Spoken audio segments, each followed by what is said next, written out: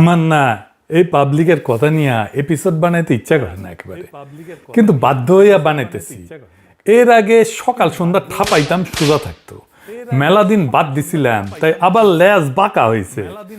কার কথা কইছে? ও আচ্ছা, ভুলে গেছিলাম।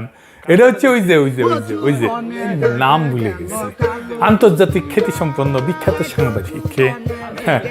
আরে না না না না দিতেছে না, আরেক সাংবাদিক আছে না, আরে না না না না না, ওই যে ভাব সুদায় কথা বলে না, আরে না, দুর্বল বয়স হয়েছে তো, মহা যন্ত্রণা হয়েছে। আরে না না, আরো দেন তো, আরো দেন তো, না না না না না, এই যে হচ্ছে আছে আছে আছে, কারণ কারণ কারণ কারণ এটার নামটা কি ব্যান? হ্যাঁ, কি কি কি? আরে না না না, আসল নাম, আসল নাম মনে পড়িছে, মনে পড়িছে। তো হালাই কইছে কি, জামাত আর শিবিরের নাকি বাংলাদেশের রাজনীতি আর ইতিহাসে কোনো পজিটিভ ভূমিকা নাই, মানে ইতিবাচক ভূমিকা নেই। সিপিবির আছে কিন্তু জামাত শিবিরের নাই। শুনেন আগে ওর কথা, শুনেন, ওর মুখেই শুনেন, আমার মুখে শোনার দরকার নেই। আমার অ্যানালিসিস যেটা, হ্যাঁ, এটা হলো যে জামাত এবং শিবিরের বাংলাদেশের রাজনীতিতে বা বাংলাদেশের ইতিহাসে পজিটিভ কোনো কন্ট্রিবিউশন নেই, আপনি খুঁজলে পাবেন না। আওয়ামী লীগ বলতে পারবে যে আমি করছি, দেশ স্বাধীন করছি, বা এই যে হাসিনা বলবে আমার বাপ এটা করছিল, রাইট? বিএনপিও বলতে পারবে এই যে শহীদ জিয়া বা খালেদা জিয়া বা এই জিয়া সেই জিয়া এই কন্ট্রিবিউশন ছিল, আমরা সরকারে ছিলাম, এই কন্ট্রিবিউশন আমাদের ছিল। এমনকি ধরেন কমিউনিস্ট পার্টিও বলতে পারবে যে আমরা ওই সময়ে ওই কাজ করছি, রাইট? জামাতের কোনো পজিটিভ কন্ট্রিবিউশন শুনিছেন কি কনফিডেন্স নিয়ে কইতেছে, দেখেছেন?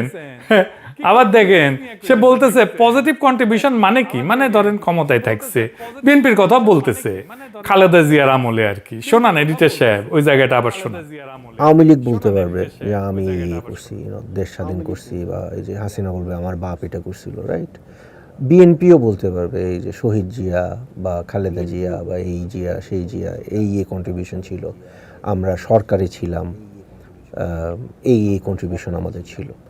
এমনকি ধরেন কমিউনিস্ট পার্টিও বলতে পারবে যে আমরা ওই সময়ে ওই কাজ করছি, রাইট? জামাতের কোনো পজিটিভ কন্ট্রিবিউশন শুনিছেন, মানে ক্ষমতায় থাকাটা একটা পজিটিভ বিষয়। তো জামাত তো জোট সরকারে ক্ষমতায় ছিল, 2001 সালে যে নির্বাচনে যেটা ক্ষমতায় এসেছিল, সেই নির্বাচন তো জামাত বিএনপি জোট করে ক্ষমতায় এসেছিল, 2জন মন্ত্রীও ছিল জামাতের। বাংলাদেশের ইতিহাসে এরকম 2জন মন্ত্রী ছিল যাদের বিরুদ্ধে একটা ফুটা পয়সার দুর্নীতির হদিশ কেউ বাইর করতে পারে নাই। তাও জামাতের এটা কন্ট্রিবিউশন না, এটা ধর্তব্যের মধ্যে না। কিন্তু ওই বিএনপির আবার আনবে ওই ক্ষমতা থাকার সময়টা, যেহেতু ক্ষমতায় ছিল, তাহলে এটা একটা পজিটিভ কন্ট্রিবিউশন। কিন্তু জামাত আছে, ক্ষমতাতেই আছে, সেটা পজিটিভ কন্ট্রিবিউশন না। একজন সাংবাদিক সে যদি মিনিমাম জার্নালিস্টিক এথিক্স রাখতো, তাও তো বলার কথা না, তাই না? পর্বত প্রমাণ ঘৃণা ছাড়া। আচ্ছা, বাদ দিলাম কেয়ারটেকার সরকার, এই আইডিয়াটা কার? এটা তো জামাতের আইডিয়া, এটাও কোনো পজিটিভ কন্ট্রিবিউশন না। না, এই কেয়ারটেকার সরকারের জন্য তো আন্দোলন করছে জামাত, তাও এটা কোনো কন্ট্রিবিউশন না। ওরে প্রশ্ন করেছিল যে জুলাই বিপ্লবে, এটা আবার বিপ্লব বলে না, গণ অভ্যুত্থান কয়, যাই হোক, সেই জুলাইয়ের অবদান নিয়ে সেই প্রসঙ্গে বলতেছে, জুলাই কেন বাংলাদেশের ইতিহাসে জামাত শিবিরের কোনো পজিটিভ কন্ট্রিবিউশন নেই। জামাত এবং শিবিরের বাংলাদেশের রাজনীতিতে বা বাংলাদেশের ইতিহাসে পজিটিভ কোনো কন্ট্রিবিউশন নেই, আপনি খুঁজলে পাবেন না। জুলাইয়ে জামাত শিবিরের 87 জন মারা গেছে, মানে সরকারি হিসাবে 10%, তার একটু বেশি, একটা দল থেকে। তাও এটা কন্ট্রিবিউশন না, মানে এটা যে আসলে এটা ছাত্রলীগ, সেটা ফসাদ করে বের হয়ে যায় মাঝে মাঝে। জামাত শিবিরের জীবন জীবন না, তাই না? তার মৃত্যুর কোনো ওজন নাই, তাই না? সেটা কোনো সংখ্যাও না, যেটা অস্বীকারের যোগ্য। তাই জুলাই বাদ দিলে গত 15 বছরে এই জামাত শিবিরের 240 জন কর্মী নিহত হয়েছে, শহীদ হয়েছে। একই সঙ্গে জামাত নেতা কর্মীদের বিরুদ্ধে 14,000-এর বেশি, শিবিরের বিরুদ্ধে 9,000-এর মামলা হয়েছে, এবং নারী সহ 90,000-এর বেশি নেতাকর্মী কারাগারে ছিল, 90,000-এর বেশি। এটা যথেষ্ট কন্ট্রিবিউশন না? না, আমি বাঙ্গু সেকুলারদের জাউরা বলি এমনি, এটা তো জাউরা টু দি পাওয়ার ইনফিনিটি দিতে হবে। আচ্ছা, বাদ দি, বাংলাদেশে কয়টা দলে ফ্যামিলি ডাইনেস্টি নাই, নিয়মিত কাউন্সিল হয়, সদস্যরা গোপন ব্যালটের নেতা নির্বাচন করে, এমন গণতান্ত্রিক সিস্টেম কয়টা দলে আছে? আওয়ামী লীগ বিএনপিতে আছে, বড় দল বাদ দেই, বিকাশ নুরের দলে আছে নাকি আমতারেকের দলে আছে? আচ্ছা বাদ দেন, এটাও কন্ট্রিবিউশন না ধরলাম। এই দলের তো সবাই 5 ওয়াক্ত নামাজ পড়ে না। কোন রাজনৈতিক দলের A to Z সবাই 5 ওয়াক্ত নামাজ পড়ে। সবাই নামাজ পড়াটা পজিটিভ কন্ট্রিবিউশন না। না, ওই নামাজ পড়ে না, ওর কাছে নামাজ পড়াটা কোনো গুরুত্বপূর্ণ বিষয় না। হ্যাঁ, কিন্তু বাংলাদেশের মানুষের কাছে তো গুরুত্বপূর্ণ বিষয়। যাই হোক, বাদ দিয়ে দাও। এইচএসসির পরে ভর্তি কোচিং এ রেটিনা কংক্রিট গাইড বই আমরা কে পড়িনি? এই যে কোচিং করে ছাত্রদেরকে তৈরি করা ভর্তি পরীক্ষার জন্য, কনফিডেন্স দেওয়া, তাদের বানায় দেওয়া পরীক্ষার জন্য, এটা কে করছে? শিবির করছে। ওই তো সুইডেনে বিএ পাস করেছে, বাংলাদেশে প্রাইভেট ইউনিভার্সিটিতে ভর্তি হয়েছিল, শেষ করতে পারে নাই মনে হয়। শেষ করলে তো আর বিয়ে পড়তো না, বিদেশে যায়। যাই হোক, বাদ দি। বাংলাদেশের সুদমুক্ত ইসলামী ব্যাংকিং এর ধারণা কে আনিছে? বাংলাদেশের সবচেয়ে সফল ব্যাংকটা কারা গড়ে তুলিছে? জামাতি তো না, ইসলামী ব্যাংক। আচ্ছা বাদ দিলাম, এটাও কন্ট্রিবিউশন না। বাংলাদেশের ডায়াগনস্টিক সেন্টারে এইগুলোতে যে রাহাজানি হয়, ডাক্তারদের যে কমিশন দেয় টেস্ট করে করে, জামাতের ইবনে সিনা 1 পয়সা কমিশন না দিয়া রোগীদের কম করে হলো 25% কম দামে মানসম্পন্ন ডায়াগনস্টিক সার্ভিস দিয়া বিজনেসকে ভায়াবল রাখা যায়, এই মডেল যে এস্টাবলিশ করছে, এইটা তো জামাতি করছে না? এটাও কন্ট্রিবিউশন না? না, আচ্ছা বাদ দেন। বাংলাদেশের সবচেয়ে বেশি রাজনৈতিক সাহিত্য কোন রাজনৈতিক দল প্রকাশ করছে? জামাত তো। নাকি ইসলামী রাজনৈতিক সাহিত্য কোনো পজিটিভ জিনিস না? শুধু মনি সিংহের জীবন সংগ্রাম পজিটিভ জিনিস না, আর সব নেগেটিভ? আচ্ছা বাদ দেন। এই যে জামাত একটা কনস্ট্রাকটিভ রেসপন্সিবল অপোজিশনে ভূমিকা পালন করতেছে এখন, এটা পজিটিভ না? আওয়ামী লীগ অপোজিশন হলো তো আগুন জ্বলতো প্রত্যেক সপ্তাহে। সে নিজেই বলছে যে জামাত অপোজিশন থাকলে বিএনপির জন্য সুবিধা। বিএনপির জন্য জামাত একটা খুবই সুবিধাজনক বিরোধী দল। শুনেছেন? তাও এটা পজিটিভ না, তাই না?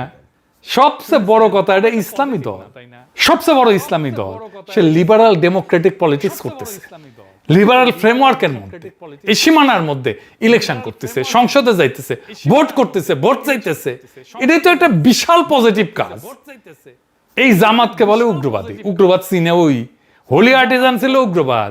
4-5টা ছেলেকে সামলাইতে কমান্ডো ডাকতে হয়েছিল। এই জামাত না থাকলে প্রত্যেকদিন একটা করে হোলি আর্টিজান হইতো। পাকিস্তানে হইতেছে না? মসজিদে বোমা, গাড়িতে বোমা, বাসায় বোমা, মার্কেটে বোমা, খোলা বাজারে অস্ত্র কেনা বেচা, তামা তামা হয়ে গেল দেশটা। ওই জিনিস হইতো। শান্তিতে আছে তো কুরকুরাইতেছে। জামাতের মগবাজার অফিসে যে সকাল সন্ধ্যা সালাম দিয়ে আসা দরকার এই বাঙ্গু সেকুলারদের, যে ভাই আপনারা নিয়মতান্ত্রিক রাজনীতি করতেছেন, সেই জন্য আপনাদের সালাম, ধন্যবাদ। হাসিনার তীব্র দমন পীড়নেও দলটা অনিয়মতান্ত্রিক সশস্ত্র পথে যায় নাই। এই পরিমাণে দমন পীড়ন কোন বাম দলের উপরে হইলে আগুন জ্বালায় দিত, সবগুলো সশস্ত্র হয়ে যেত। তার একটা বড় অংশ সন্ত্রাসবাদে যাইত, যত ছোট দল হোক। বাংলাদেশে আর্মিরে দিয়ে কে কুল করে নাই? আওয়ামী লীগ করছে, জাসদ করছে, সিপিবি পর্যন্ত করছে, সুশীলেরা করছে না 111? জামাত করছে কখনো? জামাতের সাপোর্টার নাই আর্মিতে? ঢাকা ক্যান্টনমেন্টে ভোট পাইছে কে বেশি কেন্দ্রগুলোতে? জামাত তো জিতছে, তাই না? দাড়িপাল্লা জিতেছে। তারপরে সারাক্ষণ জামাত বেশি, জামাত বেশি, জামাত বেশি, সারাক্ষণ জামাত বেশি। এটা কি মানসিকভাবে সুস্থ? পাগলও তো নিজের ভালোটা বুঝে। যেই দলকে ভোটে আসতে দেওয়া হয়, ভোট করতে দেওয়া হয়, সেই দল নরম হয়, এটা ডেমোক্রেটিক শেপ নেয়, গণতান্ত্রিক একটা শেপ নেয়। যে দলের সামনে থেকে ভোটের বাক্স সরায় নেওয়া হয়, সেই দল অন্য রাস্তা খুঁজে। সারা দুনিয়াতে এর প্রমাণ আছে। এটার ইংরেজিতে বলে ইনক্লুশন মডারেশন থিসিস। ইংরেজি যেহেতু কইছে ঠিকই কইছে, তাই না?